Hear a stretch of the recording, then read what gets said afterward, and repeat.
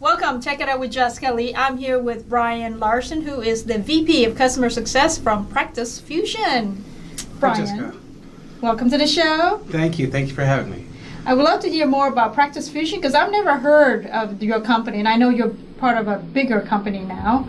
What's happening? We are. Well, first I want to say thank you for inviting me to this forum. Sure. It's not often we get to sort of discuss what we're passionate about in our careers and not bore our friends and family to death. So I appreciate the opportunity to do it in this forum. Practice Fusion is the #1 cloud-based EHR in the market.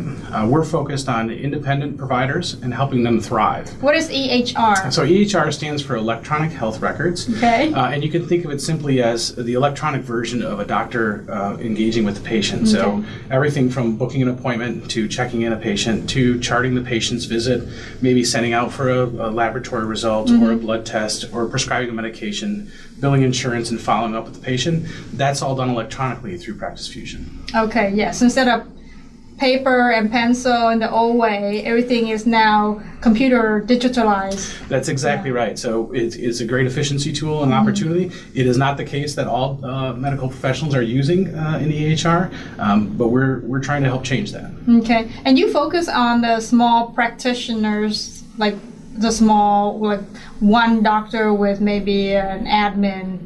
That's right. So the majority of our customers are small, independent practices. It's often 1 to 2 doctors and maybe 1 or 2 admin staff per doctor. I want to be careful here because we have practices that are entirely nurses, nurse practitioners. It's not just doctors. We call them providers because it's a function that they provide in the medical community. Okay. But yes, we focus on the small independent practices. There are EHRs that focus on hospital systems. You've heard of maybe some of the larger ones like Epic and Cerner. And there are others that focus on large practices, say 50 docs or 100 docs, these giant office buildings with lots of doctors in them. Yes, yes. Our product focuses on the small independent practices, so the 1 and 2 doc practices that are serving their community and choose to do so. Right. And you're doing pretty good. You've got over 95% retention rate. That's right. Practice Fusion has a 10-year history, 11-year history in the EHR space. We were a free ad-based product. We transitioned to a subscription model, which is standard in the EHR space. We've come through our first year of subscription model and are retaining over 95% of our customers. So very satisfied with our customers understanding the value that we provide and the relationship we're trying to build with them. Right. I mean, I imagine doctors are really focused on taking care of the patient. They don't want to have to deal with IT applications and stuff, right? So you make it very convenient for them. That's right. That's the goal. So we're kind of one of our focuses is being aligned with the doctors and being the partner in this space. So both Practice Fusion and the provider are focused on successful patient outcomes, right? And so in as much as we can provide an efficient tool for them to achieve that, that's what we're trying to do. So. Like I said, they have a very small staff, and so the staff are often wearing multiple hats. They're doing billing, they're doing scheduling, they're doing a lot of the IT work around. So Practice Fusion as a SaaS-based software is in the cloud. It can be accessed from anywhere. And we spend a lot of effort in making sure it's intuitive and it has a workflow that is compatible with their practice and can be customized to their practice based on their specialty, so that the IT, they're really outsourcing the EHR IT to us as well as part of their subscription price. So what are the challenges that you face with the customer success journey for your clients? It's a good question. Customer success department's pretty standard in SaaS software technologies, right? It's sales, onboarding, customer service, technical support, and relationship building through account management and retention, churn reduction, right? The typical cycle. The challenges we face is that our customer is different from a lot of customers. So you can imagine someplace, and they say you're a shoe delivery service, right? You get the shoes and they're the wrong size, the wrong color, the package was damaged, they show up late. There's a set number of things you need to do to get those products back, exchange the product, et cetera, give a refund. Our customer is dealing with people who are having medical issues or are doing preventative care. Yes. They need help, and the doctors are focused on helping them. Anything that impacts their efficiency impacts their ability to achieve the best patient outcome possible, and that is our shared goal. So the challenge that we face is our product is very important for our customer to achieve the outcome that they're looking to achieve. It also has an import bigger than just shoes, right? It's actually about patient health of the citizens of this country. Secondly, though, our customer being a small independent practice, they're very entrepreneurial. You can think of them like a co-founder or a founder of a startup, like here in Silicon Valley. So they've decided they didn't want to be a part of a large practice. They decided they didn't want to be part of a large hospital. They wanted to hang out their own shingle, or maybe they bought a practice from a relative or a colleague.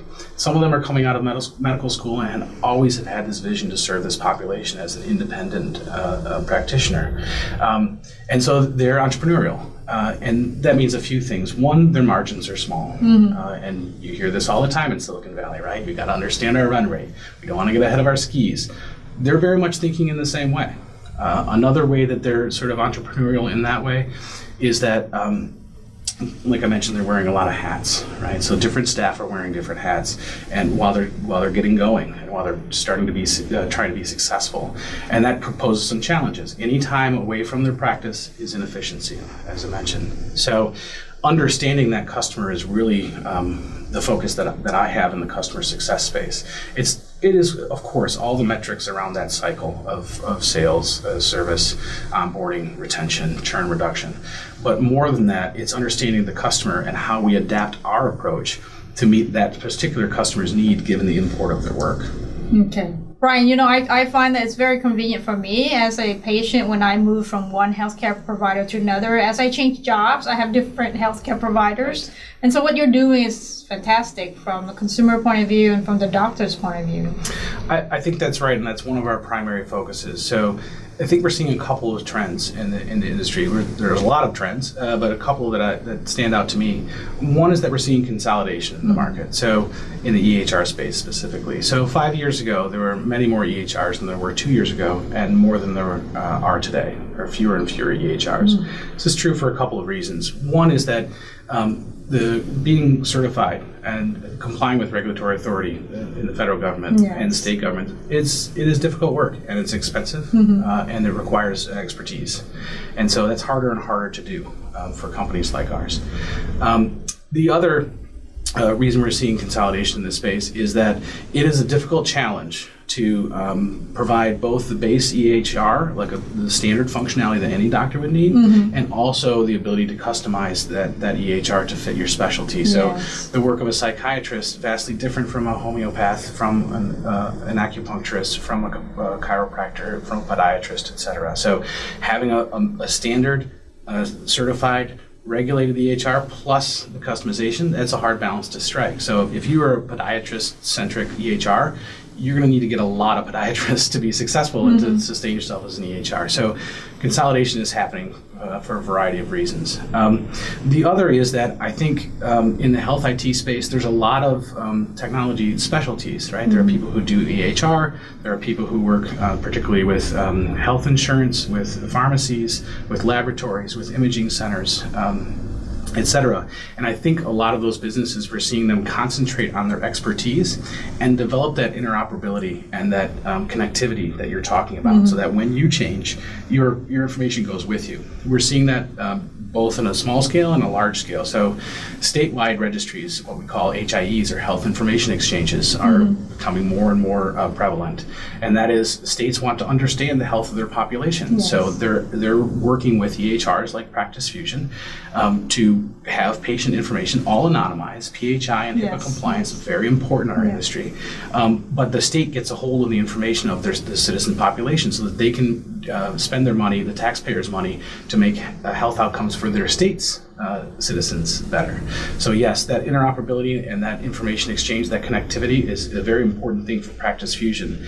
It's also something that our business unit in Allscripts, Veradigm, is working on. So it's fairly similar. Our focus is fairly similar, achieving better outcomes between Practice Fusion and Veradigm. Practice Fusion, again, the small independent practice.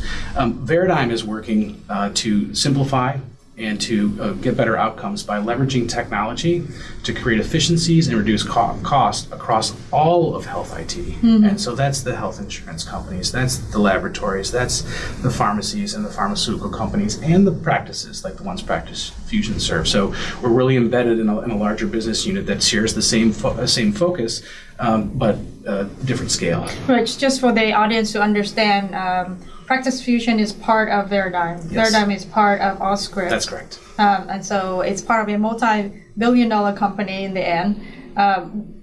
Besides the current trends that you're seeing, are there any new regulations that will be coming out that we're going through the discussions right now? Yes, every year the government issues different regulations about different parts of how medical care is provided, and some of those are around practitioners who accept Medicaid and Medicare as insurance, right? So government funded insurance. They want to make sure that the patients are getting quality care and outcomes, and some of those are around the legal parameters for things like EHRs to make sure that we're compliant, so that when a doctor is using us, that we're following the federal regulations around prescription of controlled substances, around checking for conflict in medication, et cetera. So every year there are new regulations, and every year we work with CMS and other bodies in the United States to make sure we are not only fully compliant, but a partner with them as well. So that we can be successful and not be sort of just following suit. Right. Be a partner with them. How do you make sure your agents, your customer success managers, are up to date and very technical from like policy point of view and technology point of view? Yeah, so it takes a lot, right? So in our business, it is training customer-facing staff is an ongoing process. It happens every week. We have release trainings. We have certification trainings. We have informational sessions every week. We had one yesterday that staff are attending. So the way we do that is we hire experts. And we have experts on staff that are well-versed. They serve on national boards. They are well-versed in all the aspects. We also have legal counsel, obviously. We invest a lot in sort of making sure that we have all of our bases covered and that we're engaged. Right. It's not just to receive and respond. It's an ongoing conversation, so we're in lockstep with the requirements we're gonna have to meet. So in this case, the environment you're in, the product, and all the regulations require you to really have in-house customer success teams, right?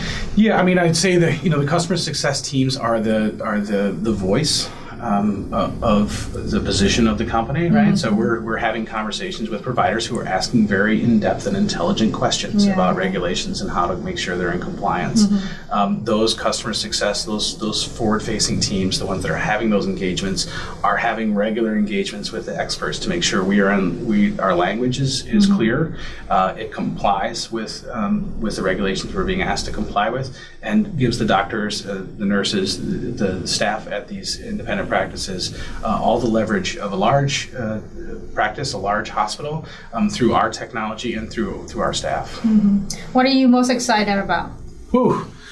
Most excited about?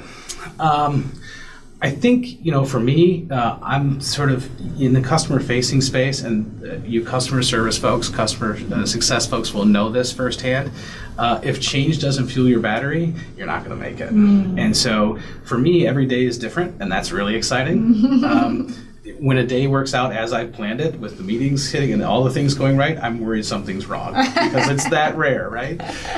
So I'm excited about tomorrow and the next day. I definitely, I subscribe to a continuous improvement philosophy. That is, if you're not getting better, you're getting worse. There is no standing still. So every day is an opportunity to become closer with our customer. Every day is an opportunity for our staff to grow and have professional development, and for us to have an impact in patient outcomes. So I'm excited by every day. Great. Well, I've learned a lot talking with you, so thank you for being on the show and sharing with me and sharing with the audience. Thank you. Thanks again for having me. Sure. There you have it, folks. Take it up with Jessica Lee, Brian Larsen from Practice Fusion.